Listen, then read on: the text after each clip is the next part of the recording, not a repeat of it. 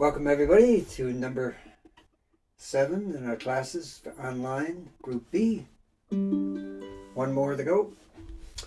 So I thought we'd start today with some finger picking accompaniments. Perhaps you could turn to your ukulele finger picking 4/4 patterns, if you can find it.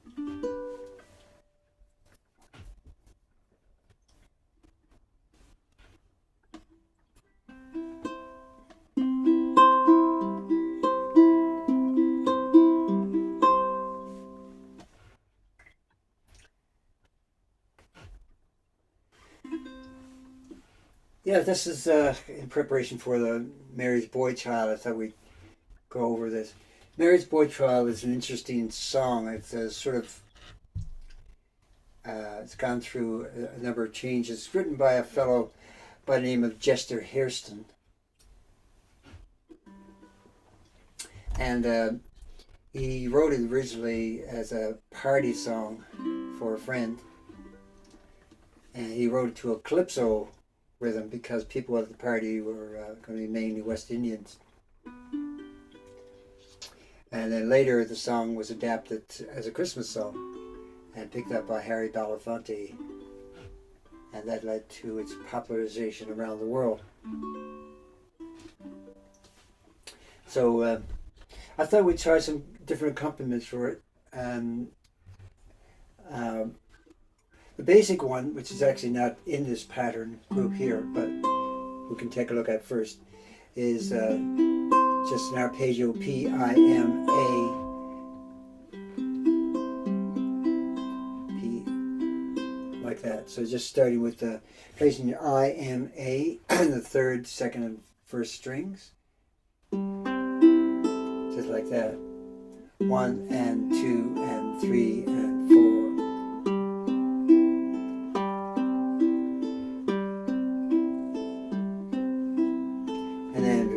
C chord. Now, ordinarily, when you're doing this arpeggio, you're emphasizing the thumb.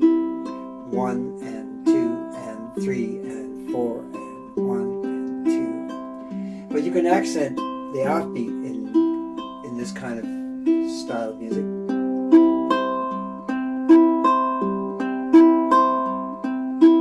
One and 2 and 3 and 4 and.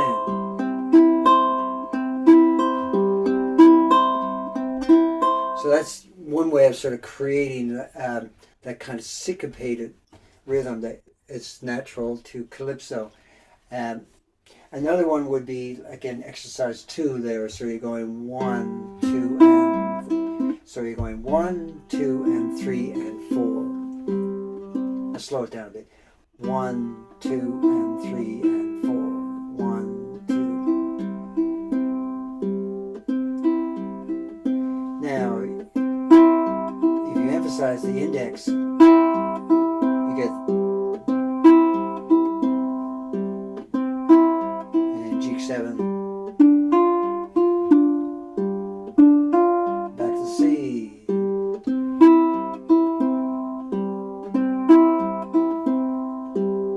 And so that creates a sort of syncopated rhythm. And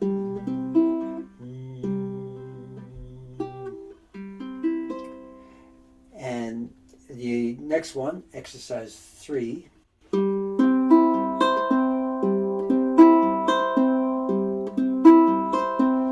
is also syncopated if you emphasize those offbeat notes. So you're emphasizing the index. 1, 2, and 3, and 4. G7.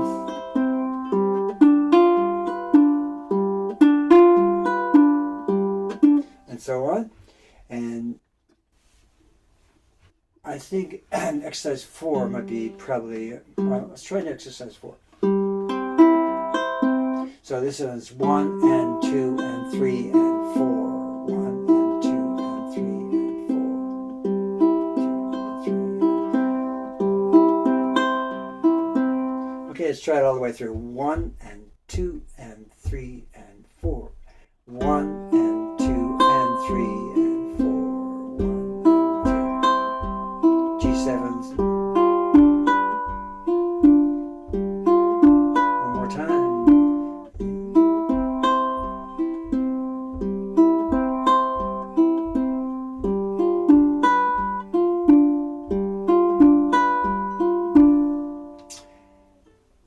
last one is probably the most calypso-like, and this one you...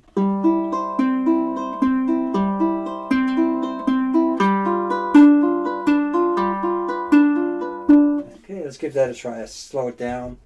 1 and 2 and 3 and 4 and 1 and 2 and 3 and 4 and G7.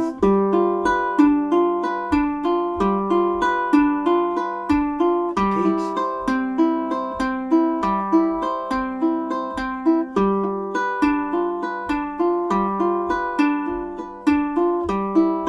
And so on. So you could try these with some of the calypso songs like try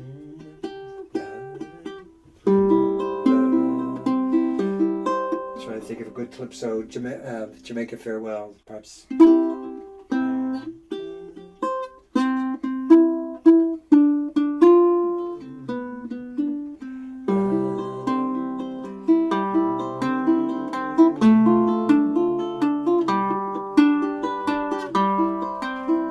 So we're going C, A minor, sorry.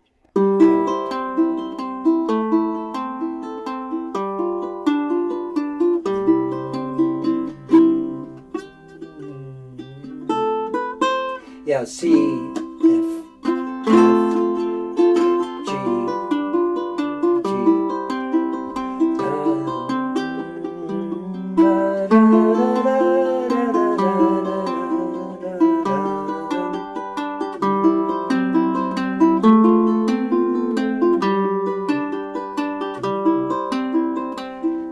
So you could experiment with that rhythm using some calypso songs.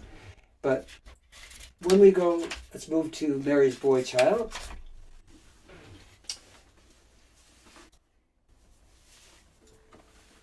This is sort of a, like I say, a hybrid song. It didn't start off as calypso, so it's sort of what we call pseudo-calypso. And you'll hear some versions that are done quite strict non-calypso, but or fit with very little syncopation. And you'll hear other ones that sound very calypso-like. And then, of course, there's the Boney M version. That's it's more contemporary disco. Is the word. So, started off first. Let's just do 2 strums a measure. Actually, let's play the melody first, just to get used to that rhythm.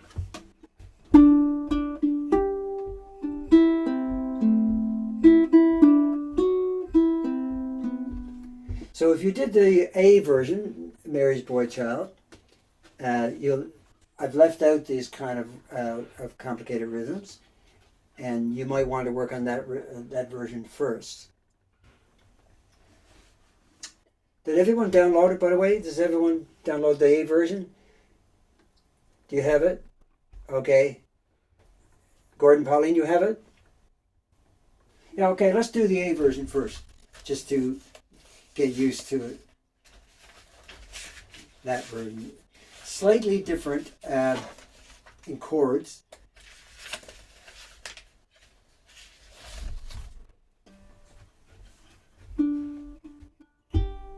Yeah, let's just do it in strict time first without the syncopation, just to compare the two. 1, 2, 3, 4. Long time ago in Bethlehem.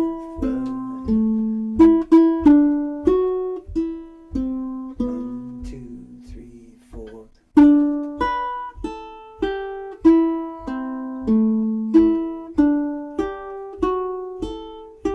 2, 3, 4.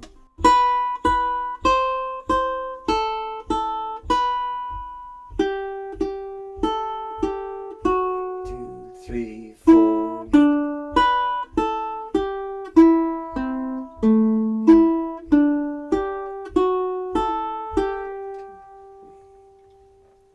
So it sounds pretty strange without those rhythms, doesn't it?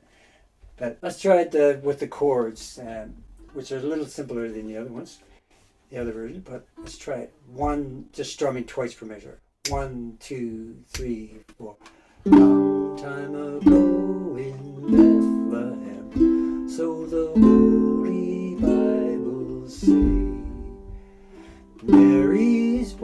child Jesus Christ was born on Christmas Day. Hark now, hear the angels sing, new King's born today, and man will live forevermore because of Christmas Day. So it's not too challenged, I think, in that rhythm. Now let's go back to the other version.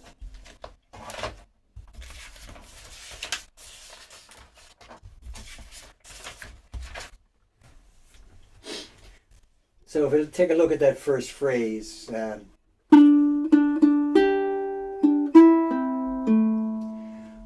yeah, the fingering I prefer there, by the way. If you place the G chord, so the first finger is on D, third finger on G, and then back to D, and then use the first finger for the A. That fingering seems to work better than starting with the second. So let's just do that first phrase. 1, 2, 3, 4.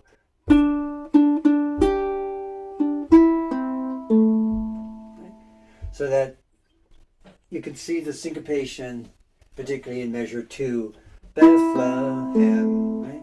So let's count it 1 and 2 and 3 and. Right? So let's try that whole first line. 1, 2, 3, 4. Long time ago in Bethlehem, so the Holy Bible say. One more time, a little slower maybe. 1, 2, 3, 4. Long time ago, 4. So the Holy Bible say. And next line, next phrase, so it goes.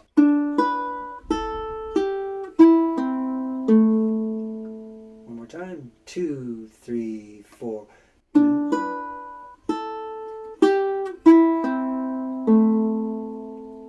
And last phrase on the fourth beat after 4. 1, 2, 3, 4, and 1. Same thing. 1, 2, 3, 4, and 1, 2, 3, and 4. 1, 2, 3, 4. Okay, now the next section is usually done with very little syncopation. It's done fairly strictly that third line. So it's 1, 2, 3, 4. Hark now, hear the angels sing, new King's born today. One more time. 1, 2, 3, 4. Hark now, hear the angels sing, new King born today. And the last line on the fourth beat. 1, 2, 3, 4. 1, 2, 3, 4, and 1, 2, 3, 2, 3, and 4. 1, 2. A little slower, same thing. Starting on fourth beat in measure 12. 1, 2, 3, 4. 1, 2, 3, 4. 1 and 2 and 3 and 4 and 1, 2, 3 and 4. 1, 2, 3, 4. Okay, so we try it all the way through. Okay, 1, 2, 3, 4.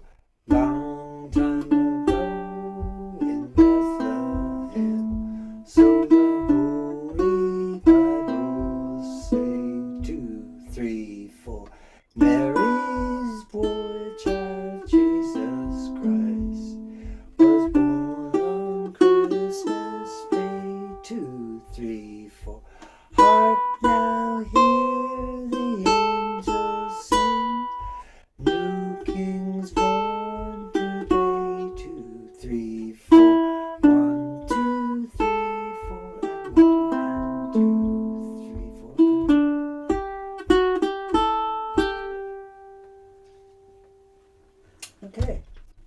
How's everybody doing with that? Good? Eric, it just I'm curious about, are you plucking, like say for instance in the second measure, first line, second measure, how are you dealing with that third note, the tied note? I'm Are playing. you playing that twice? No, it's a You're just holding it. just holding it. Yeah. Do you see the tie next to it? Yeah.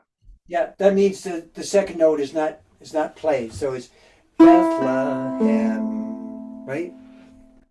Yeah. Bethlehem. So would you just explain the timing there?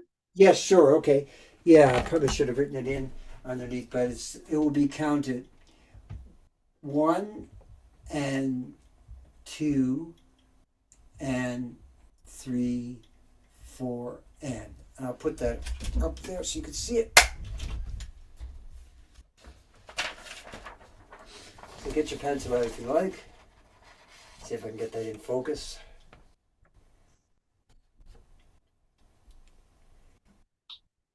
One and two. Okay.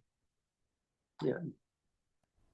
Okay, so it's 1 and 2 and 3, Three, 4 and.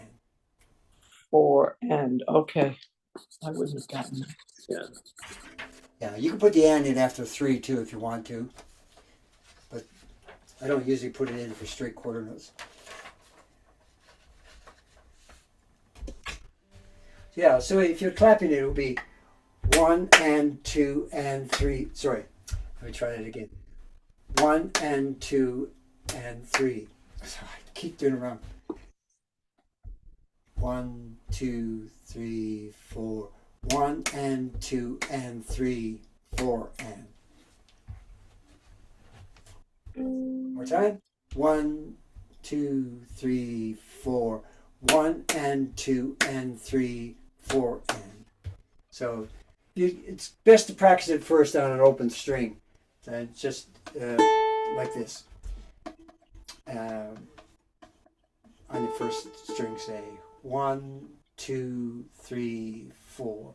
1 and 2 and 3, 4 and. Or slow it down. 3, 4.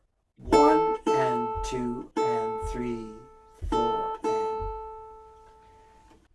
and. This rhythm, yeah.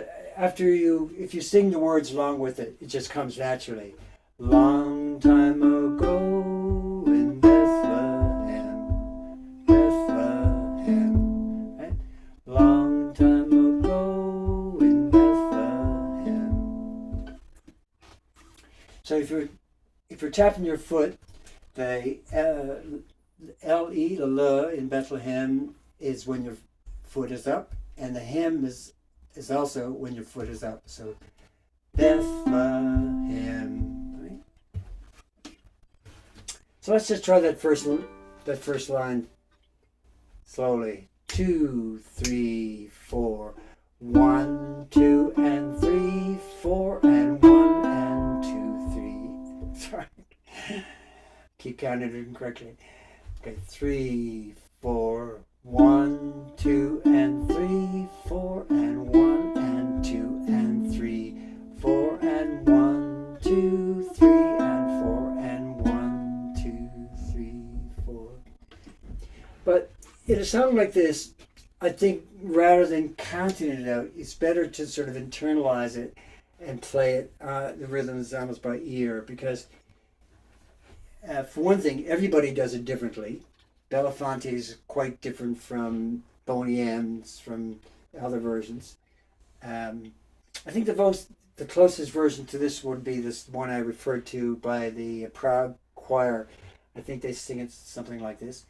The other thing is, I should mention that some people do a pickup note and go, long time ago. Some people do the accent on time, so they do a note before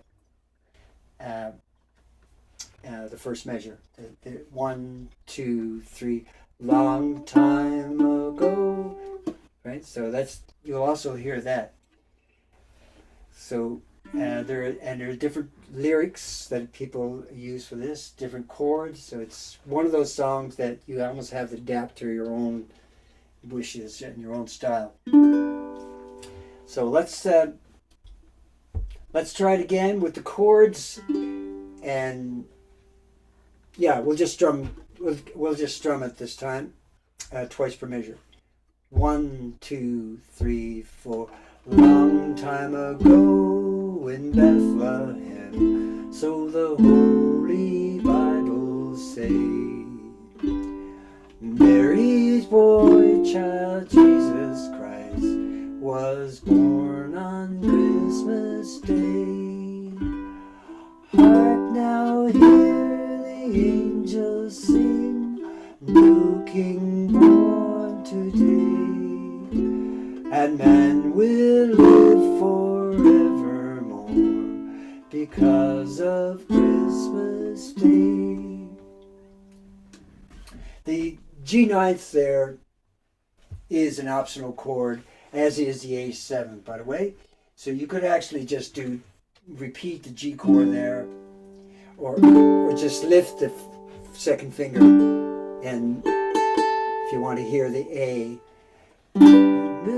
So Mary's boy child, right?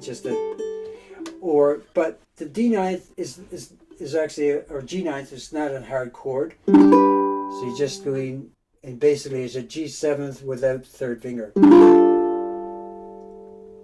Mary's boy child, Jesus Christ. Now you can, for the A7th, you could just use one finger.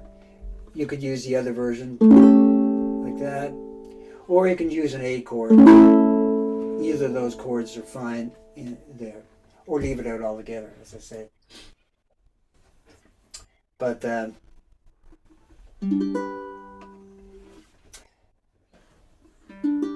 let's take a look at now other accompaniment styles for this. And the one that I was suggesting right off the top when we were practicing is P-I-M-A. So let's just try that with the G chord. So index, middle, ring, thumb on the top string. And we're going to do it twice a measure. 1 and 2 and 3 and 4 and as I was mentioning, emphasizing the ring finger seems to work in this one. 1 and. So you're creating a little sort of offbeat kind of rhythm.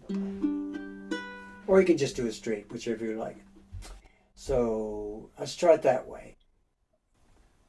1 and 2 and 3 and 4.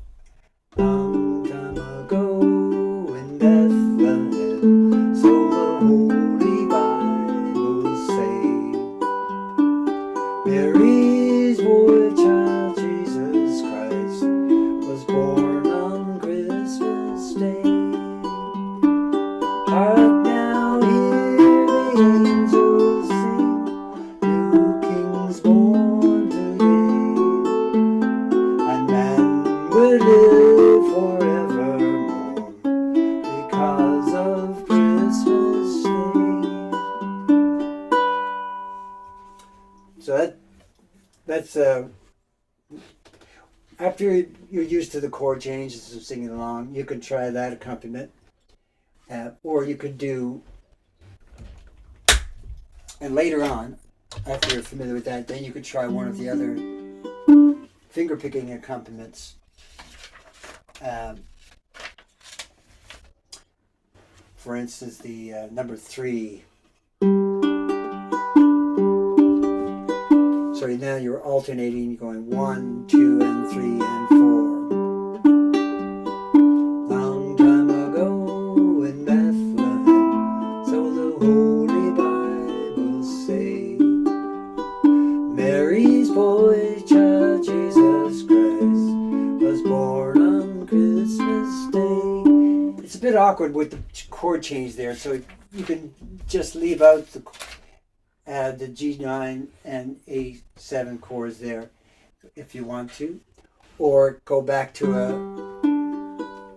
the other rhythm. But it takes some adjustment to make that chord change work and with that pattern.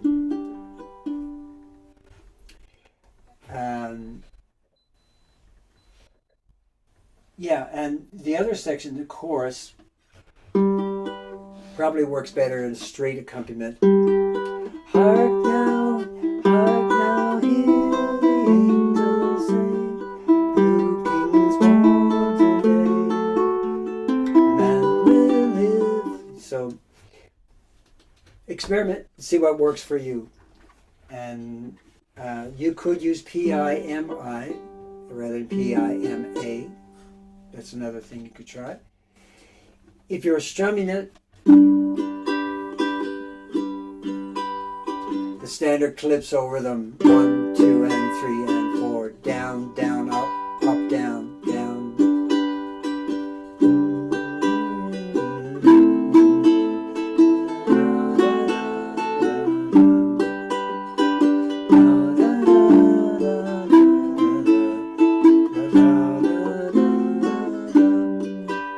I find the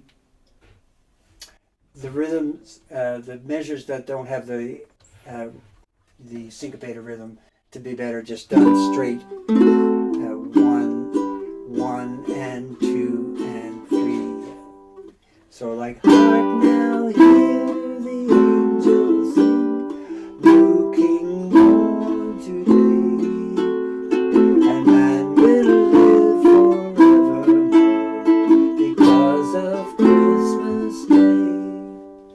So a combination of the syncopated strum and the simple strum, 1 and 2 and 3 and 4, might be what works best, but experiment. What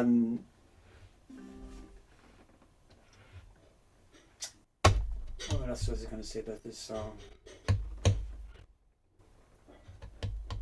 Oh yes, if you're playing along with the recorded versions, capo on the 3rd fret. Most people, most of the recorded versions I've heard are in B flat. So if you're transposing to B flat, then you would capo up 3 semitones.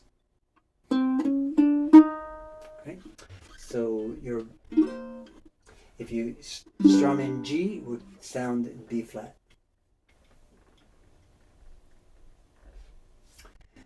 So I hope you enjoyed Mary's Boy Child. Any questions or comments about this song?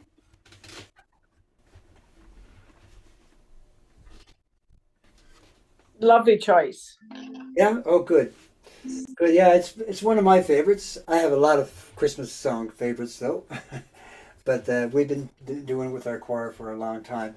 I did a lot of research on this, and there's so many different versions of it. It was hard to know which one to use, which chords to use, and which key to put it in. So it took a fair bit of time to put it all together.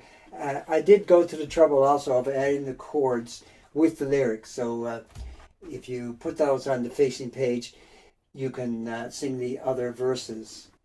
And everybody does that slightly differently as well, I should mention. So you might have to adjust it if you're performing, if you're practicing this along with a recorded version. But the way I do it, our group does it, it starts off with one verse, and then we do the chorus, verse 2 and chorus, verse 3, and then verse 4 without a chorus. And then at the end, it's very unusual, we do the chorus, and then we do a second chorus. Trumpets sound and single, and angels sing. So that's the way we've been doing it in our group for many years. So you can adjust that if you're playing with along with someone else. Okay, let's go back to In the Bleak Midwinter. Another of my favorites, of course.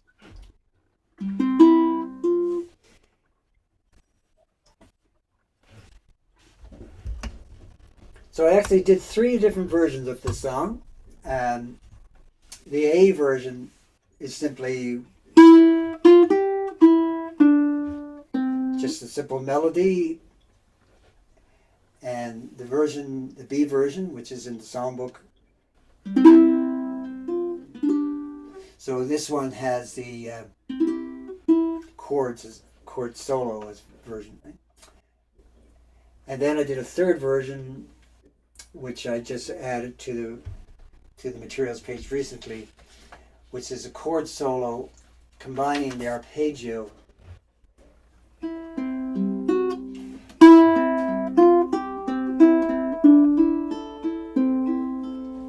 So that's a more challenging version, but I thought it might be something to work on over Christmas. And it's a bit of a challenge, but I think eventually you'll be able to learn that one as well. Let's take a look at the accompaniment and try to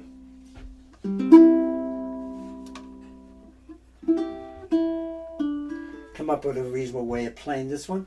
I think it's just, again, simple accompaniment works fine, just twice per measure with the added extras chords in some beats, in some measures.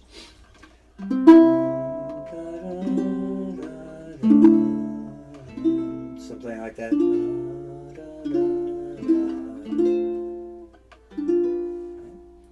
So that's D minor 7th. Takes a bit of getting used to first. This is D minor chord, but you add your pinky, and then leave your first finger down and bring everything down for the G7, right? So that just practice that chord change by itself first. So D minor 7th, 1, 2, and then G7th. And that's probably the biggest challenge chord-wise. So let's give that a try. Just a simple strum first. 1, 2, 3, 4. In the bleak midwinter, frosty wind made moan. Earth stood hard as iron,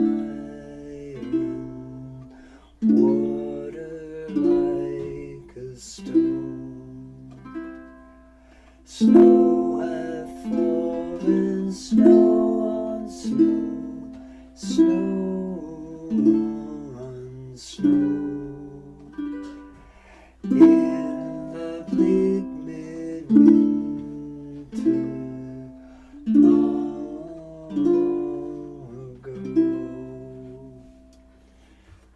Right, so another accompaniment, P-I-M-I.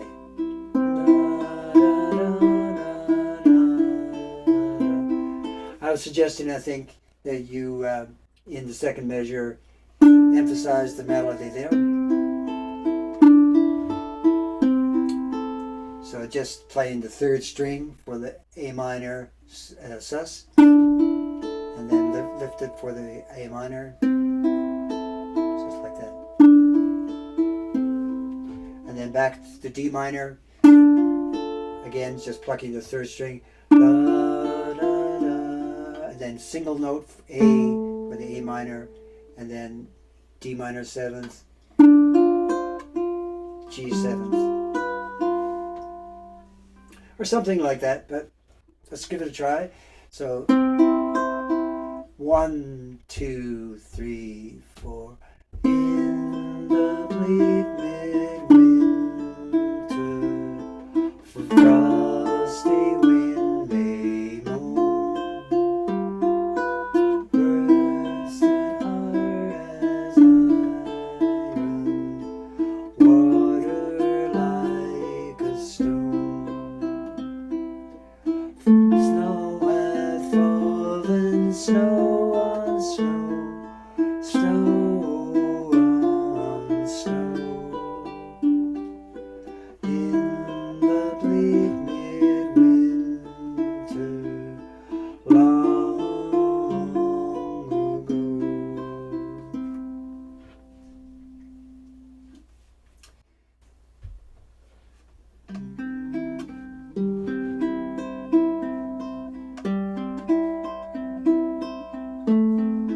that's probably the best arpeggio to use. You could experiment with other ways of doing it, but and sometimes a combination of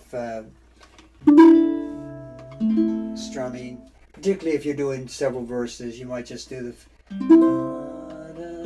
the strumming simply, and then in the second time through adding an arpeggio.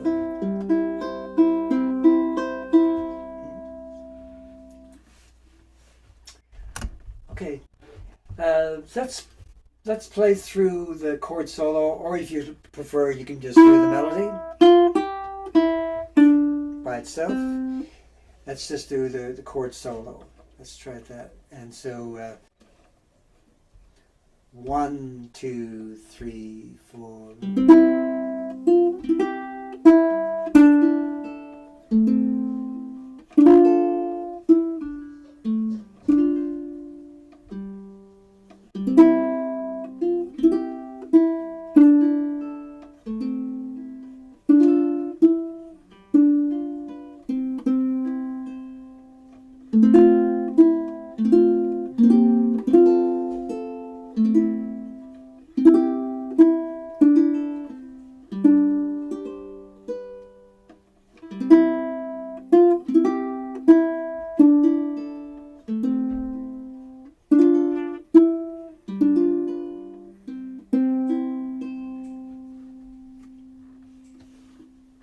Something like that.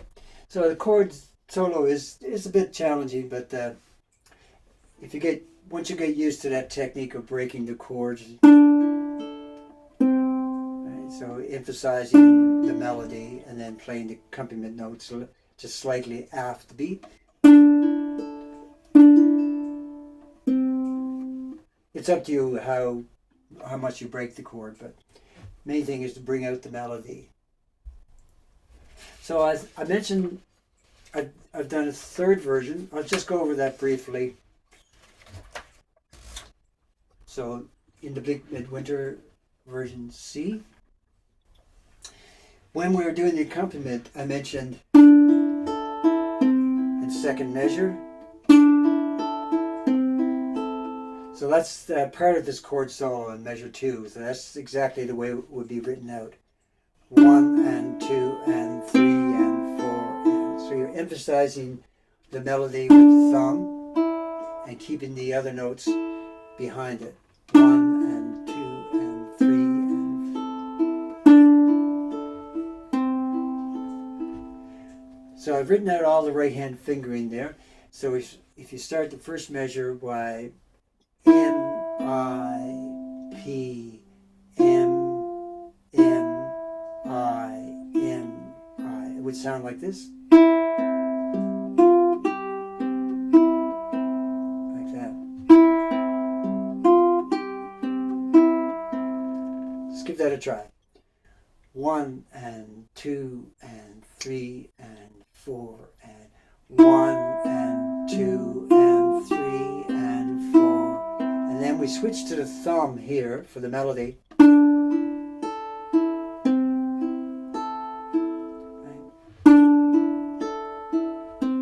So let's combine those, the first two measures. 1 and 2 and 3 and 4 and 1 and 2 and 3 and 4 and 1 and 2 and 3 and 4. One more time. 3 and 4. 1 and 2 and 3 and 4 and 1 and 2 and 3 and 4. Everybody got that? Yeah? All right, let's take a look at the measures 3 and 4. So this part goes.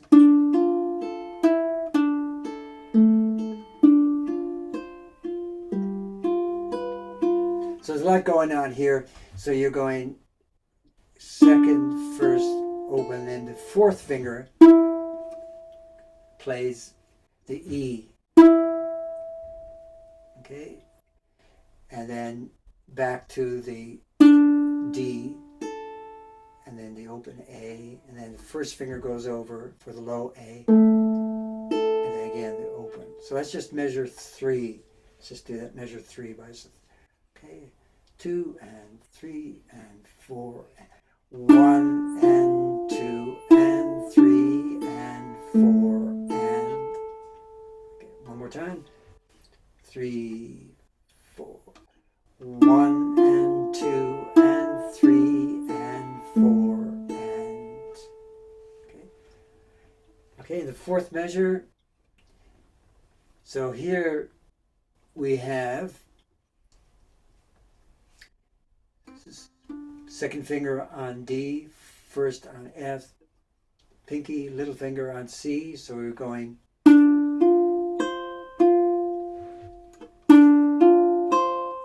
and then G7 chord. So the chord diagrams indicate pretty much what you're playing. So let's just do the measure 4, 1 and 2 and 3 and 4 and 1 and 2 and 3 and 4 and, okay. So the next line is the first two measures are identical to the first two. So 5 and 6, let's try those. 3 and 4 and 1 and 2 and 3 and 4 and 1 and 2 and 3, 4. And then the next two measures.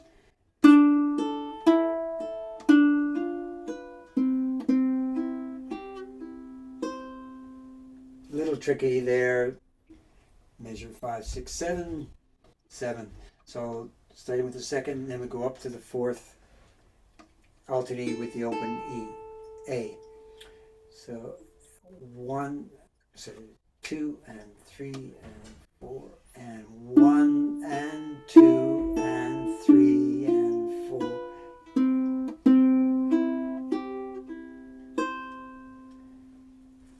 So that last measure, 8. You're starting with the thumb on C, and then E, G, and then you pull off, and then play the C, high C. Let's just do that. Measure 8. 3 and 4 and 1 and 2 and 3, 4. One more time. 3, 4, 1 and 2 and 3, 4. Okay, those measure 7 and 8. 3 and 4 and 1 and 2 and 3 and 4 and 2 and 3, 4. Not easy, but fun. So measures 9 and 10, this part,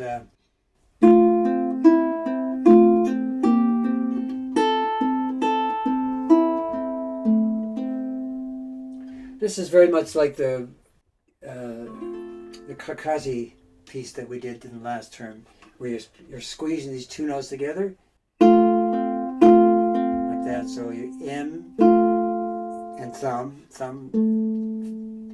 and middle finger, and then index here. So 1 and 2 and, so if it just practice that by itself.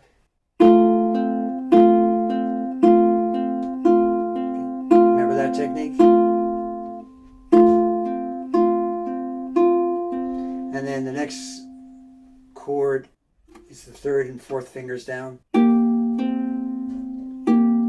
Like that. So you're going from here to here. I put that in the chord diagram above it, so just to emphasize that. It's an unusual C7, but we have used that chord before. And then the next measure. So let's count it in. 3, 4, 1 and 2 and 3 and 4 and, okay, again 3, 4, 1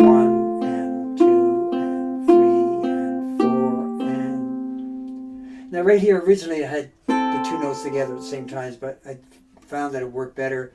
So just doing the open strings, A and C, like that. A, C, and then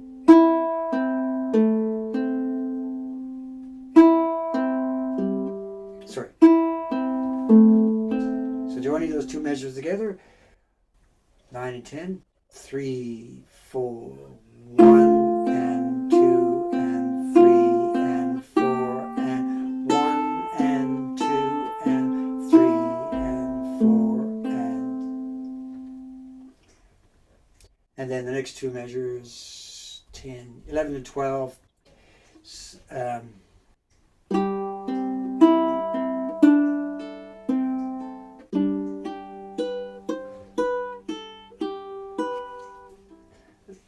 A little tricky first when you do this, but so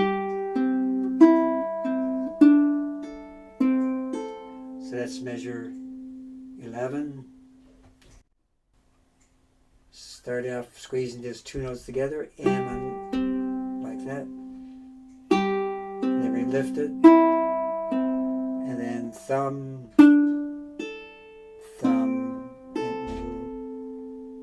okay, just do measure 11 again. 3, 4, 1 and 2 and 3 and 4,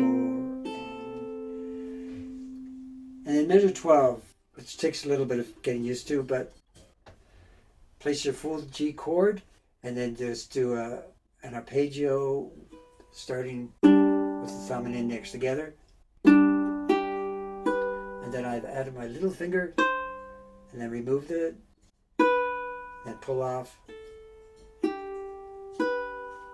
Let's try that. 3, 4, 1 and 2 and 3 and 4 and one more time. 3, 4, 1 and 2 and 3 and 4 and then the last line, which is identical, or to the second line, except for the last measure, just this one note different.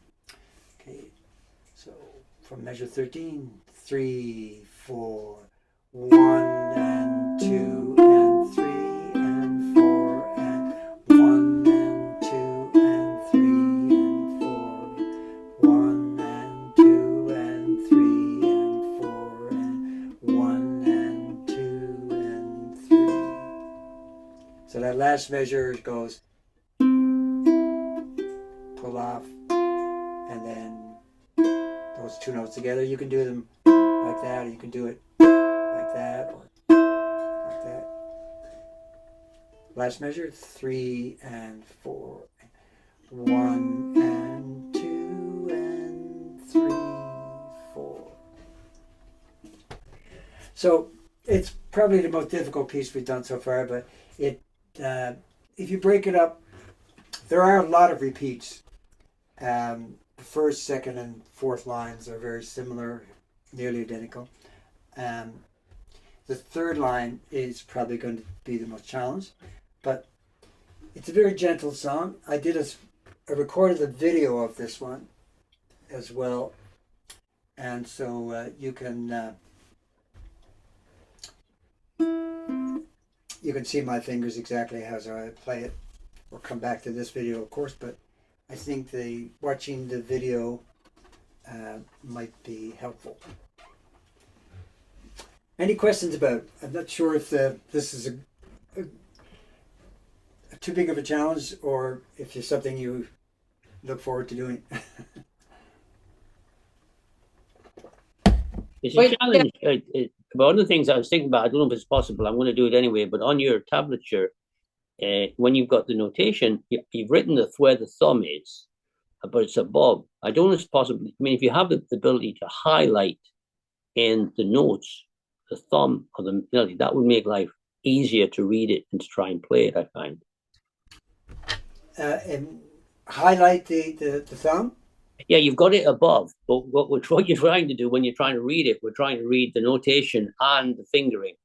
Yeah. And what I'm saying, I don't know if if in future, if you're tablature, I'm just going to highlight where the thumb is on the note itself. Within, I think it'll make it easier to try and learn it, because you'll just be looking at the note and the thumb at the same time. That's it. Just for future. Yeah. Well, what you could do, of course, is get your pencil out and write it in exactly where it is. You know, it's hard to make it playable for everybody because, of course, some people are reading tabs, some are reading standard notation. Generally, the right-hand fingering is written above standard notation. That's the standard. But because some people are reading tabs, some are reading standard notation, I decided to put it in the middle this time. But you can adjust it, get your pencil out and write in those things. Yeah, I'll do that. Great. Yeah, thanks. Yeah. But it's yeah, as I say, it's a particularly suited. This song is particularly suited to this style of accompaniment. But you can use the style of accompaniment on other songs as well, where you're playing basically an arpeggio.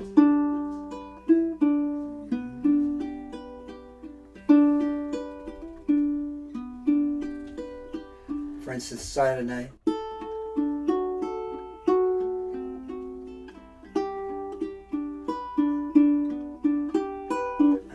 I haven't done that one before with ukulele, but it's it takes a lot of thought to make it sort of work, so it sounds natural where it fits in arpeggios. So you're leaving out certain notes and adding in others to fill out the accompaniment is a real skill. But in the Bleakwood Midwinter, because it's suited to that sort of gentle arpeggial style, it seems to naturally fall into it. So I hope you enjoy playing it. And let's see how we doing for time there. We got a few more minutes.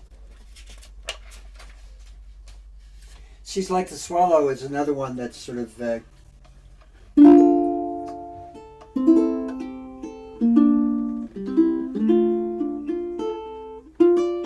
you could work in some arpeggios as well.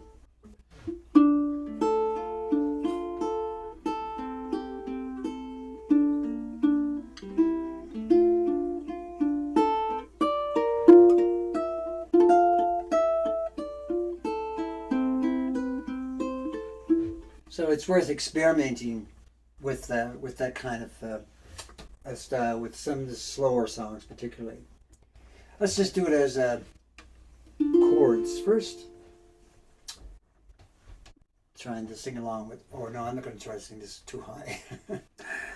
Okay, 1, 2, 3.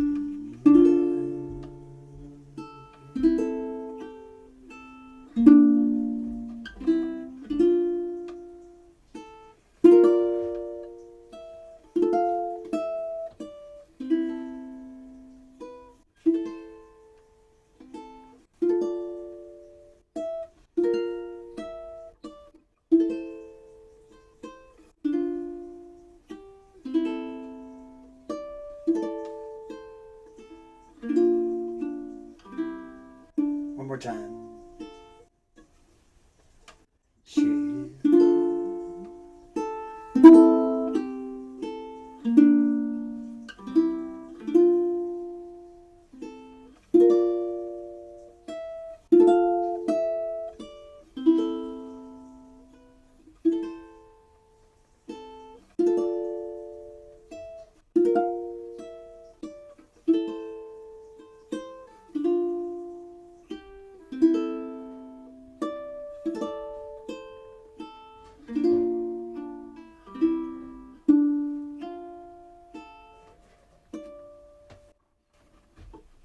Yeah, so this is a good one to do as a duet.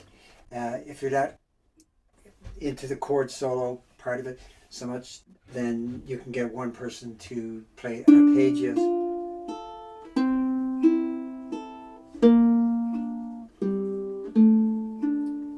And the other playing the melody. So it's worth experimenting with different ways of playing it. As I mentioned, unless you're a soprano, you may prefer the other version, the A version of this, since it goes quite high, up to F, and that's well beyond my range. But it works nicely as a instrumental in this key. That's the reason I did this version, as I mentioned.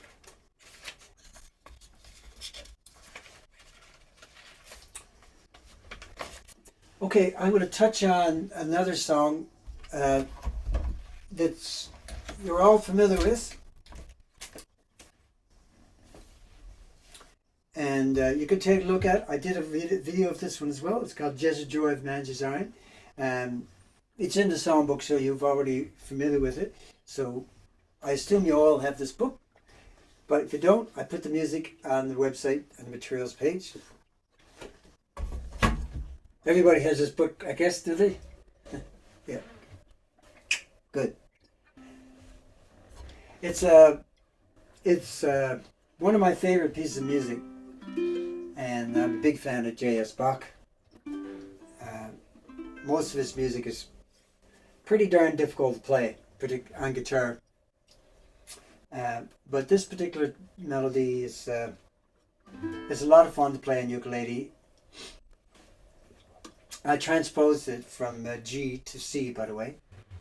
So I guess you, if you wanted to play along, you could capo up with the 7th fret. So let's try. Yeah, I'll just play through it so you can get familiar with it. So this is in 9/8 time. So it goes 1, 2, 3, 4, 5, 6, 7, 8, 9, 1.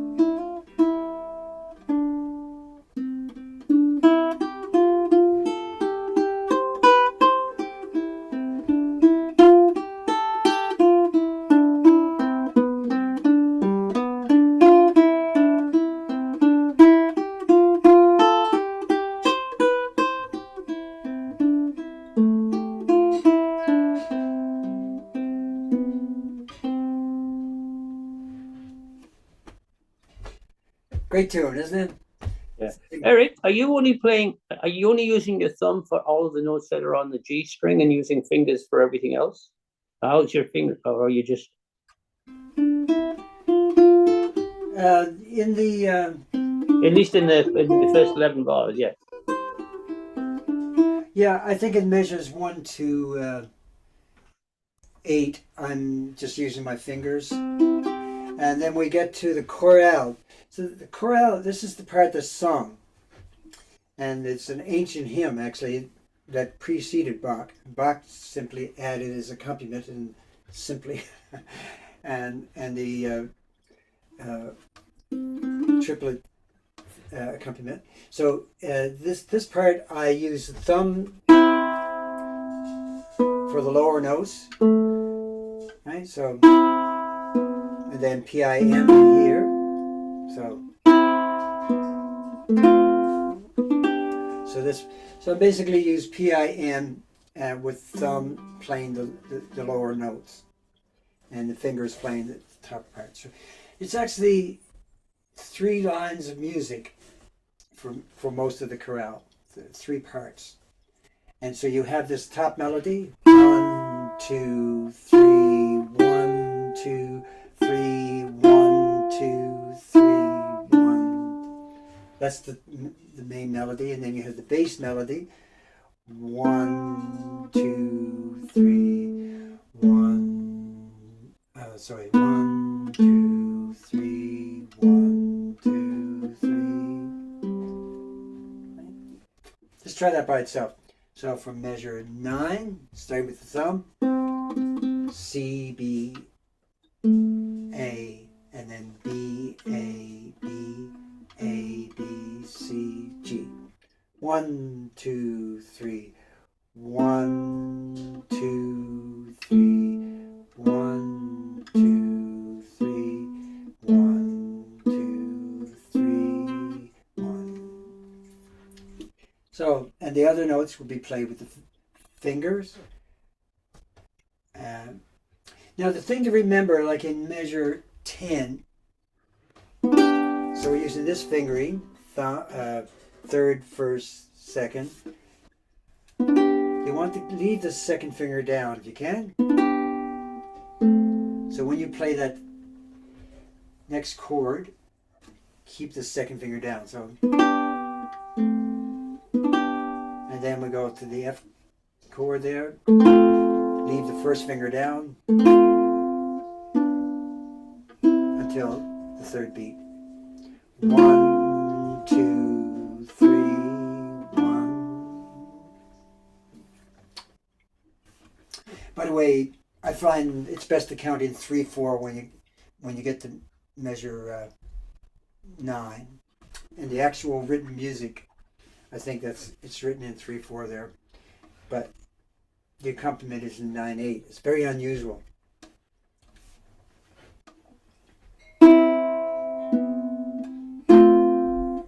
Sorry, let's try that again. 1, 2, 3. 1, 2, 3. 1, 2, 3. I took my first finger out. Try it again. 1, 2, 3. 1, 2, 3. 1, 2, 3. 1, 2, 3. 1. So anyway, again, this is a challenge. When the chorale comes in again, it starts off exactly the same,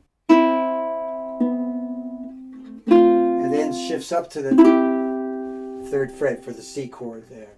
That's in measure 15. And then we have the open G, and then A minor, and then the little grace note, all notes, all open strings, and then, so measure 16 will be 1 and a 2, 3.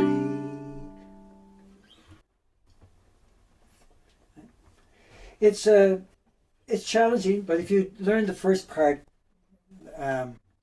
this part, which I call the triplet part, work on that by itself. Notice the fingering there in the second measure, 3rd to 4th, right? Rather than jumping the 3rd finger across, of course. So just leave the 3rd finger down.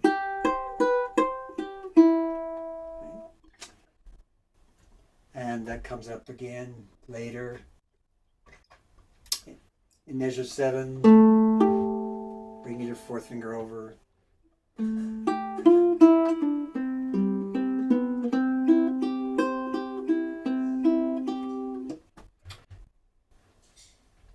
So something to practice over Christmas again. But this is a tune that you don't just play at Christmas, of course. Just play it all year round. And I find that I keep coming back to it. It's one of the tunes that I play at weddings and memorial services and Christmas. And so it's one of those tunes that just stays with you. If Hilda and I keep fighting over how to play stuff, you'll be playing it at our divorce. Yeah, good work. Could be a good divorce tune too. Eric, that was the tune that I went down the aisle to, was this tune. I absolutely love it. Oh, that's nice. So glad to hear that. Yeah. Yeah. Yeah, I played it at Heather's wedding, actually. Heather Walsh is my musical partner. I played it at a wedding, and yeah, it's just one of those tunes that, like I say, it suits a lot of different purposes. I'm Yeah. not sure about divorces though.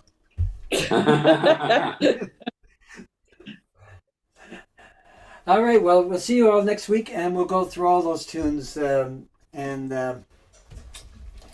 by the way, if you're playing any of the other Christmas songs from this book and you have questions about them, I can touch on them as well. But we'll be starting up again in the new year, and I think towards the end of January. And so if you have suggestions for tunes, or if there's topics that you want me to bring up, then I'll get into that. Okay. All right. Thank you, Eric. We'll see you next week. Okay. Yeah. See you Thanks, next time. Eric. Bye. Bye, everybody. Bye. Bye.